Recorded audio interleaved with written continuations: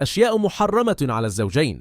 في العلاقة الزوجية يجب الحذر منها. إن العلاقة الزوجية هي من أرقى العلاقات الإنسانية التي أسسها الله على المودة والرحمة لتكون مصدر سعادة وراحة نفسية للطرفين، ومع ذلك وضع الإسلام ضوابط لهذه العلاقة حتى تظل في إطارها الصحيح دون تجاوزات أو مخالفات شرعية.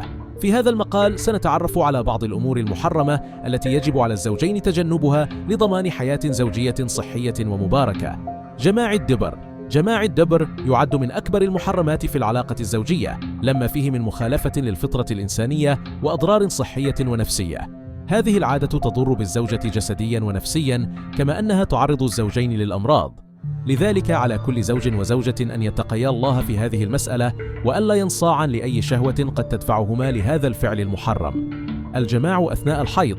الجماع أثناء الحيض من الأمور التي حذر منها الشرع، لما فيه من ضرر صحي على الزوجة وإمكانية نقل العدوى للطرفين.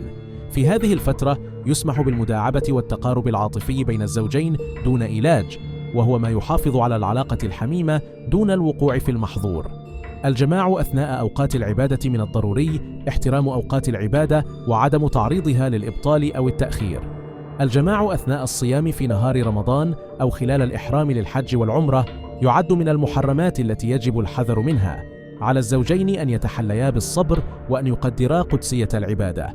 إفشاء أسرار العلاقة الزوجية. من الأخطاء الشائعة التي يقع فيها البعض هو التحدث عن تفاصيل العلاقة الزوجية أمام الأصدقاء أو المقربين. هذا الفعل يضر بالخصوصية بين الزوجين، وقد يؤدي إلى مشكلات زوجية خطيرة.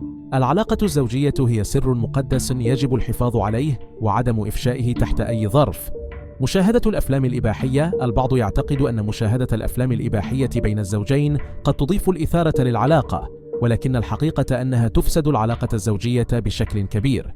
هذه المشاهد تضعف القيم الأخلاقية وتسبب الإدمان على المحتوى غير اللائق، بالإضافة إلى تأثيرها السلبي على النظرة للطرف الآخر. الممارسات التي تخالف الفطرة السليمة تجنب الممارسات التي تتعارض مع الفطرة السليمة والأخلاق العامة، مثل مص أو لعق الأعضاء التناسلية. ورغم عدم وجود نص صريح بتحريمه، إلا أن هذه الأفعال لا تليق بمكانة العلاقة الزوجية، وقد تعرض الزوجين لمخاطر صحية. امتناع الزوجة عن فراش زوجها بدون عذر. امتناع الزوجة عن زوجها بدون عذر شرعي يعد من الأمور المحرمة التي تؤدي إلى توتر العلاقة الزوجية. من المهم أن يتفهم الزوج أيضا ظروف زوجته، سواء كانت مريضة أو متعبة، وألا يحملها فوق طاقتها.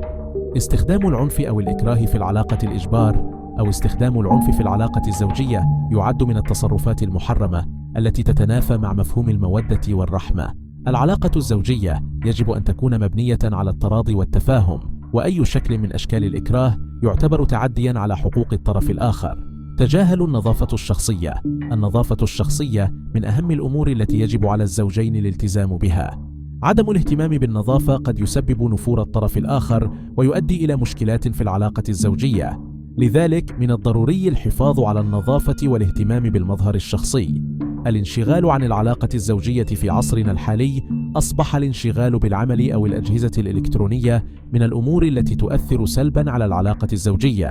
على الزوجين تخصيص وقت لبعضهما البعض لتقوية الروابط العاطفية وتحقيق السعادة الزوجية. الدعاء للحصول على البركة في العلاقة. من الجميل أن يبدأ الزوجان علاقتهما بالدعاء والتقرب إلى الله للحصول على البركة والخير في حياتهما. الدعاء يعزز الروابط الروحية بين الزوجين ويضفي على العلاقة مزيدا من السكينة والراحة.